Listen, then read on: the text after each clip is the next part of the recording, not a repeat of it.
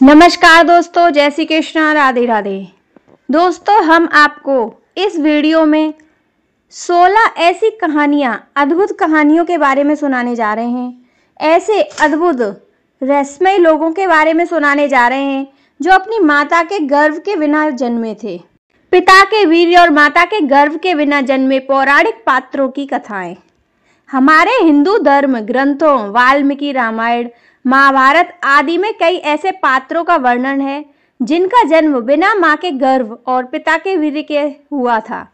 यहाँ हम आपको 16 ऐसे ही पौराणिक पात्रों के जन्म की कहानी बताएंगे। इसमें से कई पात्रों के जन्म मां के गर्भ का कोई योगदान नहीं था और कुछ पात्रों के जन्म में पिता के वीर्य का, जबकि कुछ में दोनों का ही नहीं था। सबसे पहले हैं धृतराष्ट्र, पांडु और विदुर। इनके जन्म की कथा। हस्तिनापुर के नरेश, शांतनु और रानी सत्यवती के चित्रांगद और चित्रवीर्य नामक 2 पुत्र हुए। शांतनु का स्वर्गवास चित्रांगद और विचित्रवीर्य के वाले काल में ही हो गया था, इसलिए उनका लालन पोषण भीष्म ने किया। भीष्म ने चित्रांगद के बड़े होने पर उन्हें राजगद्दी पर बिठा दिया, लेकिन कुछ ही काल में गंधर्वों से युद्ध करते हुए चित्रांगद मारा गया। इस पर भीष्म ने उनके अनुज विचित्रवीर्य को राज्य सौंप दिया।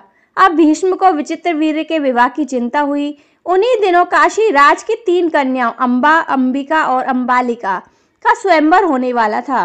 उनके स्वयंवर में जाकर अकेले ही भीष्म ने वहां आए समस्त राजाओं को परास्त कर दिया और तीनों कन्याओं का हरण करके हस्तिनापुर ले आए। बड़ी कन्या अंबा ने भीष्म को बताया कि वह अपना तन मन धन राजशाल्य और को अर्पित कर चुकी है।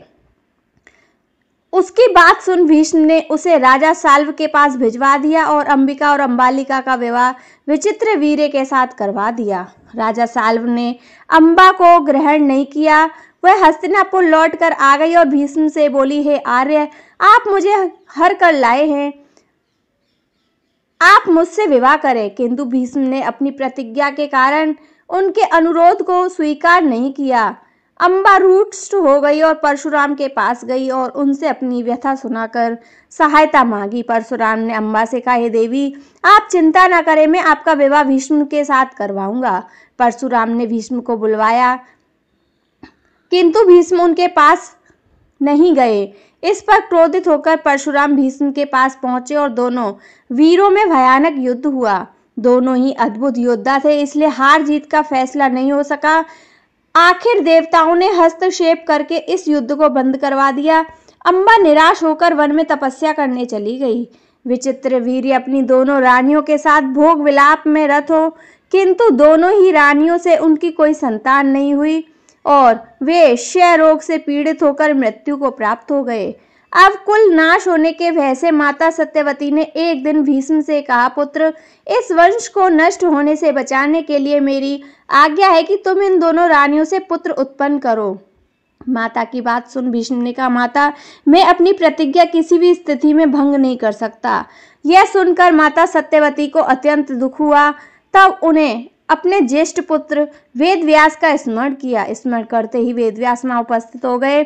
सत्यवती उन्हें देखकर बोली, हे पुत्र, तुम्हारे सभी भाई ने संतान ही स्वर्गवासी हो गए, अतः मेरे वंश को नाश होने से बचाने के लिए मैं तुम्हें आज्ञा देती हूँ कि तुम नियोग विधि से उनकी पत्नियों से संतान उत्पन्न करो।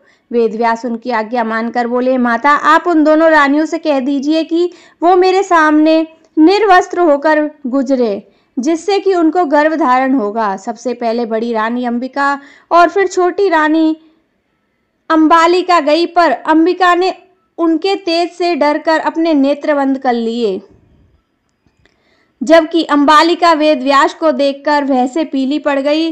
वेदव्यास लौटकर माता से बोले, माता, अंबिका का बड़ा तेजस्वी पुत्र होगा, किंतु नेत्र बंद करने के दोष के कारण अब अंधा होगा, जबकि अंबालिका के गर्भ से पांडु रोग से ग्रसित पुत्र पैदा होगा। यह जानकर इसके माता पिता सत्यवती ने बड़ी रानी अंबिका को पुनः वेदव्यास के पास जाने का आदेश दिया। इस बार बड़ी रानी ने स्वयं न जाकर अपनी दासी को वेदव्यास के पास भेज दिया। दासी बिना किसी संकोच के वेदव्यास के सामने से गुजरी।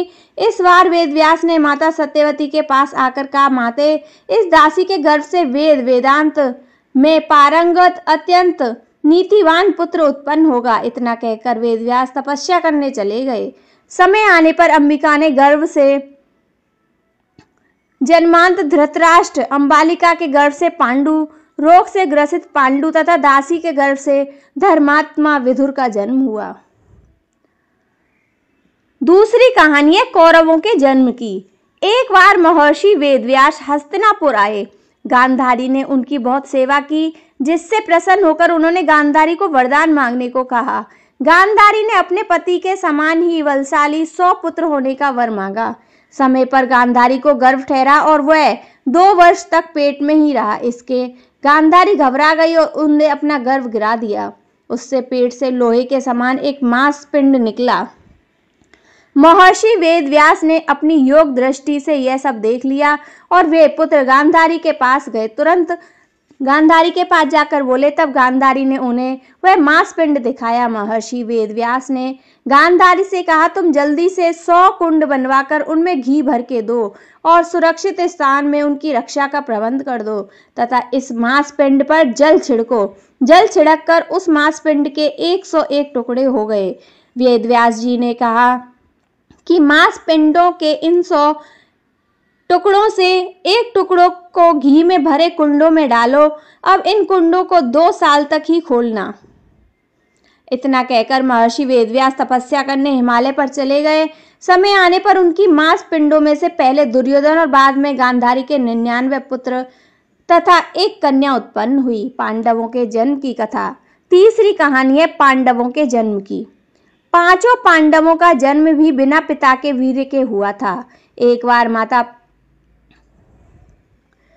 कुंती, राजा पांडु अपनी दोनों पत्नियां माधवी और कुंती के साथ आखेट के लिए वन में गए। वहां उन्हें एक मृग का मैथुन रथ जोड़ा दृष्टिगत हुआ। पांडु ने तत्काल अपने बाण से उस मृग को घायल कर दिया।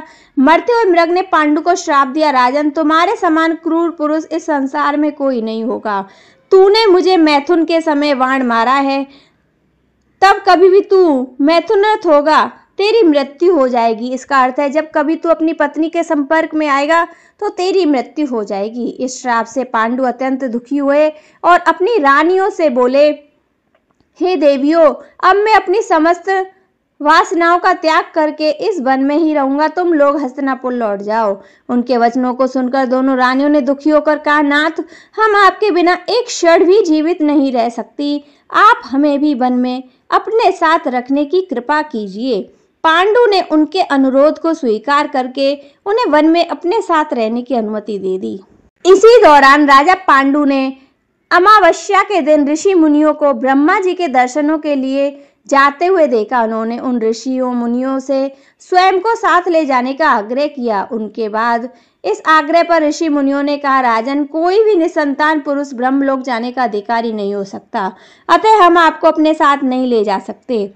ऋषि मुनियों की बात सुन उस पांडु अपनी पत्नी से बोले, हे कुंती, मेरा जन्म लेना ही व्यर्थ हो रहा है, क्योंकि संतानहीन व्यक्ति पितृ ऋण, ऋषि ऋण, देव ऋण और मनुष्य ऋण से मुक्ति पा नहीं पा सकता। क्या तुम पुत्र प्राप्ति के लिए मेरी सहायता कर सकती हो? कुंती बोली, हे आर्यपुत्र, दुर्वासा ऋषि ने मुझे ऐसा मंत्र प्रदान किया है जिससे मैं किसी भी देवता का आह्वान करके मनोवांछित वस्तु प्राप्त कर सकती हूँ। आप आज्ञा करें, मैं किस देवता को बुलाऊं? इस पर पांडु ने धर्म को आमंत्रित करने का आदेश दिया। धर्म ने कुंती को पुत्र प्रदान किया, जिसका नाम युधिष्ठिर रखा गया। कालांतर में पांडु ने कुंती को पुनः 2 बार वायुदेव तथा इंद्रदेव को आमंत्रित करने की आज्ञा दी। वायुदेव से भीम तथा इंद्र से अर्जुन की उत्पत्ति हुई। तत्पश्चात पांडु की आज्ञा से कुंती ने माधवी को उस मंत्र की दीक्षा दी। माधवी ने अग्नि कुमार और को आमंत्रित किया और नकुल तथा सहदेव का जन्म हुआ। एक दिन राजा पांडु माधवी के साथ वन में सरिता के तट पर भ्रमण कर रहे थे। वातावरण अत्यंत रमणीय था और शीतल मंद सुगंधित वायु चल रही थी। सहसा वायु के झोंके से माधवी का वस्त्र उड़ गया। इससे पांडु का मन चंचल हो गया और वे मैथुन से प्रवृत्त हुए ही थे कि श्राप बस उनकी मृत्यु हो गई।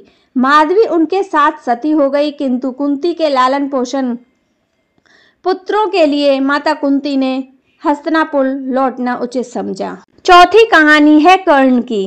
कर्ण के जन्म की कथा। कर्ण का जन्म कुंती को मिले एक वरदान स्वरूप हुआ था। जब वह कुंवारी थी तब एक बार दुर्वासा ऋषि उनके पिता के महल में पधारे। जब कुंती ने पूरे 1 वर्ष तक ऋषि की बहुत अच्छे से सेवा की, किंतु सेवा भाव से प्रसन्न होकर उन्होंने अपनी दिव्य दृष्टि से यह देख लिया कि पांडु से उन्हें संतान नहीं हो सकती और उसे यह वरदान दिया कि वह किसी भी देवता का स्मरण करके उनसे संतान उत्पन्न कर सकती है। एक दिन उत्सुकतावश कुंवारेपन में ही कुंती ने सूर्यदेव का ध्यान किया। इससे सूर्यदेव प्रकट हुए और उन्हें एक पुत्र दिया जो तेज से सूर्य के ही समान था और वह वचन और कुंडल लेकर उत्पन्न हुआ था। कवच कुंडल के साथ जन्मा वो पुत्र जन्म से ही उनके शरीर से चिपके हुए थे। वह अभी भी अवैवाहिक थी, इसलिए लोक लाज के डर से उसने उस पुत्र को एक बक्से में रखकर गंगा जी में बहा दिया। 5वीं कहानी है राम, लक्ष्मण, भरत और शत्रुघ्न के जन्म की कथा। दशरथ अधेड़ उम्र तक पहुंच गए, लेकिन उनका वंश संभालने के लिए उनका पुत्र रूपी कोई वंशज नहीं था। उन्होंने पुत्र कामना के लिए अश्वमेध यज्ञ तथा पुत्र कामेष्टि यज्ञ कराने का विचार किया। उनके एक मंत्री सुमग्ध ने उन्हें सलाह दी कि वह यह यज्ञ अपने दामाद या साधारण की बोलचाल में श्रृंगी ऋषि से करवाएं। दशरथ के कुल गुरु महर्षि वशिष्ठ थे। वह उनके धर्म गुरु भी थे तथा धार्मिक मंत्री भी। उनके सारे धार्मिक अनुष्ठानों की अध्यक्षता करने का अधिकार केवल धर्मगुरु को ही था। वशिष्ठ की आज्ञा लेकर दशरथ ने श्रृंगी ऋषि को यज्ञ की अध्यक्षता करने की आमंत्रित किया। श्रृंगी ऋषि ने दोनों यज्ञ भली भांति पूर्ण करवाए तथा पुत्र कामेष्टि यज्ञ के दौरान यज्ञ वेदी से एक अलौकिक यज्ञ पुरुष या प्रजापत्य पुरुष उत्पन्न हुआ तथा दशरथ को स्वर्ण पात्र में नेवेल का प्रसाद प्रदान करके यह कहा कि अपनी पत्नियों को यह प्रसाद खिलाकर वह पुत्र प्राप्ति कर सकते हैं। दशरथ इस बात से अति प्रसन्न हुए और उन्होंने अपनी पटरानी कौशल्या को उस प्रसाद का आधा भाग खिला दिया। बचे हुए भाग का आधा दशरथ ने अपनी दूसरी रानी को खिला दिया। उसके बचे हुए भाग का आधा हिस्सा उन्होंने केकई को दिया। कुछ सोचकर उन्होंने बचा हुआ 8वां भाग सुमित्रा को दे दिया। सुमित्रा ने पहला भाग भी यह जानकर नहीं खाया था कि जब तक राजा दशरथ केकई को उसका हिस्सा नहीं दे देते जब तक अपना हिस्सा नहीं खाएगी। अब केकई ने अपना हिस्सा पहले खा लिया और तत्पश्चात सुमित्रा ने अपना हिस्सा खाया। इसी कारण राम, भरत, लक्ष्मण, शत्रुघ्न का जन्म हुआ। 6ठी कहानी है पवन पुत्र हनुमान के जन्म की। पुराणों की कथा अनुसार हनुमान की माता अंजना संतान सुख से वंचित थी। कई जतन करने के बाद भी उन्हें निराशा ही हाथ लगी। इस दुख से पीड़ित अंजना मतंग ऋषि के पास गई। जब मतंग ऋषि ने उनसे कहा, पप्पा, सरोवर के पूर्व में एक नरसिंगा आश्रम है। उनकी दक्षिणा दिशा में नारायण पर्वत पर स्वामी तीर्थ है। वहां जाकर उनमें स्नान करके 12 वर्ष तक तप कर एवं उपवास करना पड़ेगा, जब जाकर तुम्हें पुत्र सुख की प्राप्ति होगी। अंजना ने मतंग ऋषि एवं अपने पति केसरी की से आज्ञा लेकर तप किया। 12 वर्ष तक केवल वायु का ही भक्षण किया। जब वायुदेव ने अंजना की तपस्या से खुश होकर उन्हें वरदान दिया, जिसके परिणाम स्वरूप चैत्र शुक्ल की पूर्णिमा को अंजना को पुत्र की प्राप्ति हुई। वायु के द्वारा उत्पन्न इस पुत्र को ऋषियों ने वायुपुत्र नाम दिया। 7वीं कथा है हनुमान पुत्र मकरध्वज के जन्म की कथा। हनुमान वैसे तो ब्रह्मचारी थे, फिर भी वो एक पुत्र के पिता बने थे। हालांकि यह पुत्र वीर्य की जगह पसीने की बूंद से हुआ था। कथा उस प्रकार है, जब हनुमान जी सीता की खोज में लंका पहुंचे और मेघनाथ द्वारा पकड़े जाने पर उन्हें रावण के दरबार में प्रस्तुत किया गया। जब रावण ने उनकी पूंछ में आग लगाई थी और हनुमान ने जलती हुई पूंछ से लंका जला दी। जलती हुई पूंछ की वजह से हनुमान जी को तीव्र वेदना हो रही थी, जिसे शांत करने के लिए वे समुद्र के जल में अपनी पूंछ की अग्नि को शांत करने पहुंचे। उस समय उनके पसीने की एक बूंद पानी में टपकी, जिसे एक मछली ने पी लिया था। उसी पसीने की बूंद से वह मछली गर्भवती हो गई और उससे उसे एक पुत्र उत्पन्न हुआ, जिसका नाम पड़ा मकरध्वज। मकरध्वज भी हनुमान के समान ही महान पराक्रमी और तेजस्वी था। उसे अहिरावण द्वारा पाताल लोक का द्वारपाल नियुक्त किया गया था। जब अहिरावण श्री राम और लक्ष्मण को देवी के समक्ष बलि चढ़ाने के लिए अपनी माया के बल पर पाताल ले गया था, तब श्री राम और लक्ष्मण को मुक्त कराने के लिए हनुमान पाताल लोक पहुंचे और वहां उनकी भेंट मकरध्वज से हुई। तत्पश्चात मकरध्वज ने अपनी उत्पत्ति की कथा हनुमान को सुनाई। हनुमान जी ने अहिरावण का वध कर प्रभु श्री राम और लक्ष्मण को मुक्त कराया और मकरध्वज को पाताल लोक का अधिपति नियुक्त करते हुए उसे धर्म के मार्ग पर चलने की प्रेरणा दी। 8वीं कहानी है द्रोणाचार्य के जन्म की कथा। द्रोणाचार्य कौरव और पांडव राजकुमारों के गुरु थे। द्रोणाचार्य का जन्म कैसे हुआ, इसका वर्णन महाभारत के आदि पर्व में मिलता है। एक समय गंगा द्वार नामक स्थान पर महर्षि भारद्वाज रहा करते थे। वे बड़े व्रतशील व तेजस्वी थे। एक दिन वे महर्षियों को साथ लेकर गंगा स्नान करने गए। वहां उन्होंने देखा कि घृताची नामक अप्सरा स्नान करके जल से निकल रही है। उसे देखकर उनके मन में काम वासना जाग उठी और उनका वीर्य रखलित होने लगा। जब उन्होंने उस वीर्य को द्रोण नामक यज्ञ पात्र में रख दिया, उसी से द्रोणाचार्य का जन्म हुआ। द्रोण ने सारे वेदों का अध्ययन महर्षि भारद्वाज से पहले ही आग्नेयास्त्र की शिक्षा अग्निवेश्य को दे दी थी। अपने गुरु भारद्वाज की आज्ञा से अग्निवेश्य ने द्रोणाचार्य को आग्नेयास्त्र की शिक्षा दी। द्रोणाचार्य का विवाह शरज्ञान की पुत्री से हो गया था। अगली कथा है जनक नंदिनी सीता के जन्म की कथा। भगवान श्री राम की पत्नी सीता का जन्म भी माता के गर्भ से नहीं हुआ था। रामायण के अनुसार उनका जन्म भूमि से हुआ था, बल्कि वाल्मीकि रामायण के बाल कांड में राजा जनक महर्षि विश्वामित्र से कहते हैं, एक दिन में यज्ञ के लिए भूमि शोषित करते समय खेत में हल चला रहा था। उसी समय हल के अग्रभाग से जोती गई भूमि से एक कन्या प्रकट हुई। सीता हल द्वारा खींची गई रेखा से उत्पन्न होने के कारण उनका नाम सीता रखा गया। पृथ्वी से प्रकट हुई वो मेरी कन्या बढ़कर सयानी हुई। अगली कहानी है मनु शतरूपा के जन्म की। धर्म ग्रंथों के अनुसार मनु व शतरूपा सृष्टि के प्रथम मानव माने जाते हैं। इन्हीं से मानव जाति का आरंभ हुआ। मनु का जन्म भगवान ब्रह्मा के मन से हुआ था।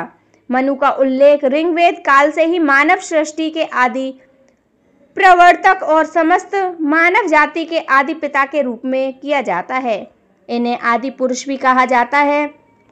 वैदिक संहिताओं में भी मनु को ऐतिहासिक व्यक्ति माना गया है।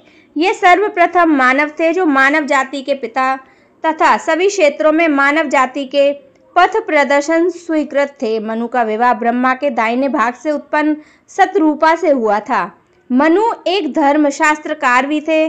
धर्म ग्रंथों के बाद धर्माचरण की शिक्षा देने के लिए आदि पुरुष स्वयंभुन मनु ने स्मृति की रचना की, जो मनुस्मृति के नाम से विख्यात है। उत्तानपाद जिनके घर से ध्रुव पैदा हुआ था, उन्हीं का पुत्र था। मनु स्वयंभुन का ज्येष्ठ पुत्र प्रियव्रत पृथ्वी का प्रथम क्षत्रिय माना जाता है। इनके द्वारा प्रणीय स्वयंभुन शास्त्र के अनुसार पिता की संपत्ति में पुत्र और पुत्री का समान अधिकार है। इसको धर्मशास्त्र का और प्राचेतन मनु अर्थशास्त्र का आचार्य माना गया है। मनुस्मृति ने सनातन धर्म को आचार संहिता से जोड़ा था। अगली कहानी है राजा पृथु के जन्म की। पृथु एक सूर्यवंशी राजा थे जो वैन के पुत्र थे। स्वयंभुन मनु के वंशज राजा अंग का विवाह सुनिधा नामक स्त्री से हुआ था। वैन उनका पुत्र हुआ। वह पूरी धरती का एकमात्र राजा था। सिंहासन पर बैठते ही उसने यज्ञ कर्मादि बंद कर दिए। तब ऋषियों ने मंत्रपूत कुशों से उसे मार डाला, लेकिन सुनीता ने अपने पुत्र का शव संभाल कर रखा। राजा के अभाव में पृथ्वी पर पाप कर्म बढ़ने लगे। तब ब्राह्मणों ने मृत राजा वैन की भुजाओं का मंथन किया, जिसके फलस्वरूप स्त्री पुरुष का जोड़ा प्रकट हुआ। पुरुष का नाम पृथु तथा स्त्री का नाम अर्ची हुआ। अर्ची पृथु की पत्नी हुई। पृथु पूरी धरती के एकमात्र राजा हुए। पृथु ने ही ऊबड़ खाबड़ धरती को जोतने योग्य बनाया, नदियों, पर्वतों, झरनों आदि का निर्माण किया। राजा पृथु के नाम से ही इस धरा का नाम पृथ्वी रखा गया। तो दोस्तों, ये थे कुछ ऐसे पात्र जो बिना मां के गर्भ से पैदा हुए थे। जय श्री कृष्णा, राधे राधे।